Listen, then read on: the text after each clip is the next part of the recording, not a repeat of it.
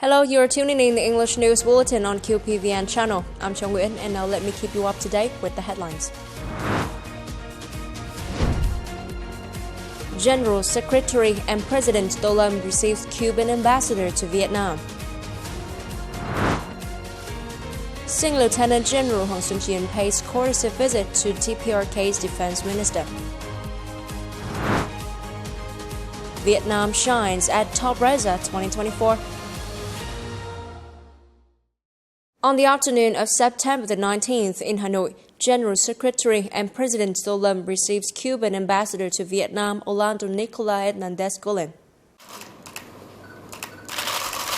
The Vietnamese leader asked the ambassador to convey his thanks to the first Secretary of the Central Committee of the Communist Party of Cuba and President of Cuba for Cuba's readiness to dispatch experts and doctors in Vietnam, helping the country deal with devastating consequences of Typhoon Yagi. Stating his pleasure at the fruitful development of the bilateral relations, President Lâm thanked the Cuban leader for inviting him to pay a state visit to Cuba and expressed his hope that the visit would contribute to consolidating trust and tightening solidarity between the two nations, raising cooperation efficiency, and advancing Vietnam-Cuba ties to a new period with practical and sustainable development.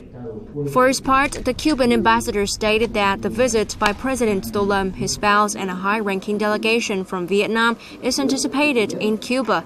It also demonstrates Cuban high-ranking leaders' will and readiness to consolidate and strengthen the relations with Vietnam constantly. During his working visit to the Democratic People's Republic of Korea, on the afternoon of September the 19th, Sing Lieutenant General Hoàng Xuân Chiến, Deputy Minister of National Defense, paid a courtesy visit to General Kang Sun-nam, Defense Minister of Democratic People's Republic of Korea. General Kang Sun-nam emphasized that the traditional relationship between Vietnam and the DPRK that was nurtured and preserved by President Ho Chi Minh and President Kim Il-sung and previous leaders through generations. He affirmed the consistent stance of the DPRK in developing cooperative relations between the two countries' militaries. Senior Lieutenant General Hoàng Xuân Chiến highly appreciated the great achievements in the cause of national development of the DPRK, a testament to the wise leadership of the Workers' Parties of Korea, headed by General Secretary of the Workers' Party of Korea, Chairman of the State Affairs Commission of the Democratic People's Republic of Korea, and Supreme Commander of the Armed Forces of the DPRK, Kim Jong-un. Senior Lieutenant General Hoàng Xuân Chiến announced the results of the talks between the high-ranking military delegations of the two countries' defense ministries. Both sides agreed on orientations to enhance bilateral defense cooperation in the coming time. Deputy Minister Hoàng Xuân Chiến expected that Minister Kang Sun-nam would direct the relevant agencies of the DPRK's Defense Ministry to coordinate with the relevant agencies of Vietnamese Ministry of National Defense in actively implementing the cooperation contents agreed upon by the two sides with the view to further developing the bilateral defense cooperation. Highly appreciating the results of the talks, General Kang Sun-nam noted that the talks and delegation exchanges would contribute to enhancing mutual understanding and further strengthening the friendship between the two countries and militaries. Senior Lieutenant General Hoàng Xuân Chiến respectfully conveyed the greetings and invitation of General Phan Văn Giang to General Kang Sun-nam to visit Vietnam on the occasion of the 80th founding anniversary of the Vietnam People's Army at the Vietnam International Defense Expo in December 2024. On the morning of the same day, the Army Officer Training School No. 1 organized the Determined to Win Emulation Congress in the 2019-2024 period. Senior Lieutenant General Nguyễn Văn Nghĩa, Deputy Chief of the General Staff, addressed the event. Over the past 5 years, the emulation and commendation work and the Determined to Win emulation movement at the school have been developed and expanded with many effective models such as Exemplary Teaching Hour, Exemplary Teaching Week, Army Officers Training School No. 1's Youth Stay Proactive, Creative, and Determined to Win, Youth Union Excellent at Learning and Strict and Discipline, and Excellent Cadets. Senior Lieutenant General Nguyễn Văn Nghĩa requested that, in the coming time, the party committee and the chain of command of the school focus on leading and directing the emulation movement, making it a voluntary and regular activity of each officer, faculty, cadet, staff, and soldier, while making breakthroughs in teaching, learning, examination, and evaluation work, supplementing and developing the training program towards standardization, modernization, and innovation in teaching methods, always closely attaching emulation with commendation and construction, and further expanding exemplary models. Also, on September the 19th, the Housing and Urban Development Investment Corporation under the Ministry of National Defense held the Determined to Win Emulation Congress for the period of 2019-2024. Lieutenant General Phạm Trường Sơn, Deputy Chief of General Staff of the Vietnam People's Army, attended the event. Over the past 5 years, the emulation movement has served as a driving force for the unit to overcome difficulties and complete and exceed production and business targets. Over the past 5 years, the corporation has completed a wide range of projects and put into use nearly 3,800 apartments, meeting technical and architectural standards that are affordable for officers and staff in the military.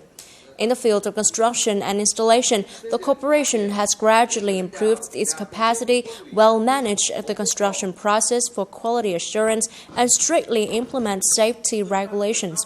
Since 2019, the corporation has participated in the construction of a number of key projects, including Border Patrol Road in Lạng Sơn Province and housing for public servants in Đồng Nai Province. Coming up next, Vietnam attends the CLMV 16. Vietnam shines at top RESA 2024. Recently, Vietnamese Deputy Minister of Industry and Trade Nguyễn Sinh Nhật Tân attended the 16th Cambodia, Laos, Myanmar, and Vietnam Economic Ministers Meeting, or CLMV 16 in short, in Vientiane. At the conference, the delegates discussed crucial issues, considered and approved the CLMV Senior Economic Officials Meeting report.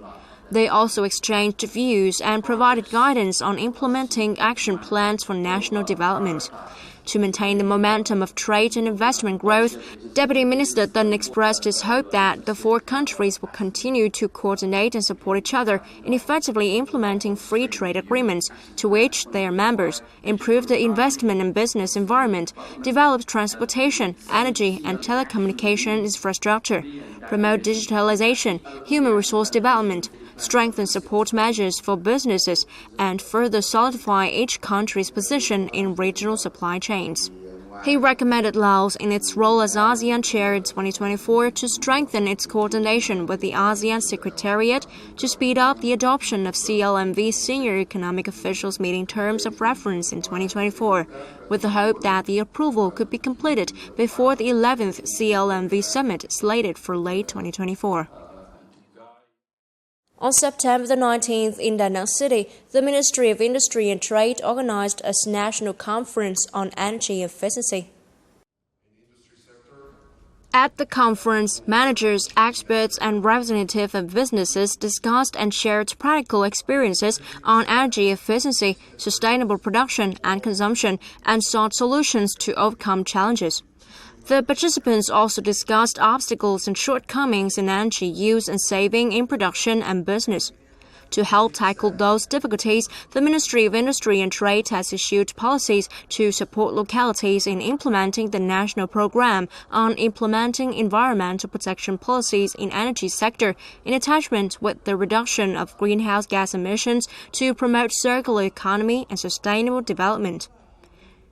In the framework of the conference, the Ministry of Industry and Trade also launched the program Accelerating Innovative Startups for Energy Efficiency, making a practical contribution to realizing the Vietnamese government's commitment cutting emissions to net zero by 2050. Top RESA is one of the largest professional tourism and travel fairs in the world.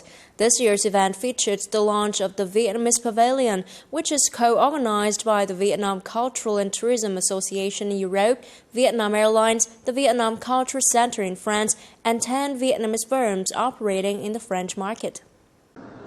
The Vietnamese pavilion offers comprehensive insights into the country's tourism industry, showcasing diverse destinations and products while highlighting its attractive investment potential. This is a chance for Vietnamese firms from France and Europe to actively seek business partnerships, signing memoranda of understanding and guest exchange agreements with international partners. Today, our goal is to promote airlines, travel agencies, and tour operators as essential contributors in grabbing travelers to Vietnam. We intend to promote Vietnam as a destination with daily flights between Hanoi and Ho Chi Minh City to boost internal tourism. The fair is an important opportunity for the participating companies to seek new partners, especially those in tourism, to jointly develop and create travel programs that bring more customers, particularly European customers, to Vietnam in the future. Top RESA 2024 is not only a venue for professional meetings, exchanges, information updates, and business agreements between global travel and tourism operators, but also features workshops and discussions on 3 topics, namely environment, digitalization, and inclusion in the travel and tourism industry. Vietnam owns significant tourism potential. I believe that a lot of places in Vietnam have untapped tourism potential. According to the organizing board, this year's event has drawn participation from over 1,600 brands from a number of countries and territories worldwide. Recently, in Tokyo, Vietnam's second-largest technology corporation, CMC, opened its 3rd office in Japan. This event marks an important step in promoting the AI transformation strategy in Japan and demonstrates CMC Japan's determination to be a pioneer in leading this trend. The message, Enable Your AIX, emphasizes CMC's commitment to promoting the application of AI to increase value and build a digital economy. This commitment goes beyond supporting digital transformation for Japanese businesses and extends to improving cognitive capabilities and AI-related processes in all areas. Các cái khách hàng Nhật Bản giờ đây rất là mong muốn Japan not only plays an important role in the CMC's going global strategy, but also has been our key market for over 3 decades. Success in Japan has become the foundation for CMC to confidently expand into other challenging markets such as the US, Europe, and go global. Attending the opening ceremony, Charge d'Affaires of the Vietnamese Embassy in Japan, Nguyễn Đức Minh, said that CMC's promotion of AI strategy in the Japanese market also plays an important role in bringing Vietnamese technology to the world, symbolizing the increasingly expanding cooperative relationship between Vietnam and Japan. On this occasion, CMC Japan announced its participation in the Japan Business Federation, or Kaidanren in short, one of the most influential lobbying organizations on foreign economic affairs and economic development policy in Japan, opening up opportunities for strategic cooperation with leading corporations. I hope that CMC Group will cooperate with Japanese enterprises to promote development in the field of AI. Currently, AI is being applied in many forms, and Japanese enterprises are trying to find out in which fields AI can be applied. If Vietnamese enterprises introduce new technologies and new services, Japanese enterprises can apply those technologies and services. CMC Group has over 5,000 employees, and the company's value is about $400 million. The group is aiming to cooperate and share experience to implement a long-term successful AI transformation strategy. And that's all for now. Remember, you can always watch news again at QPVN.vn. Now, thank you for watching and hope to see you next time.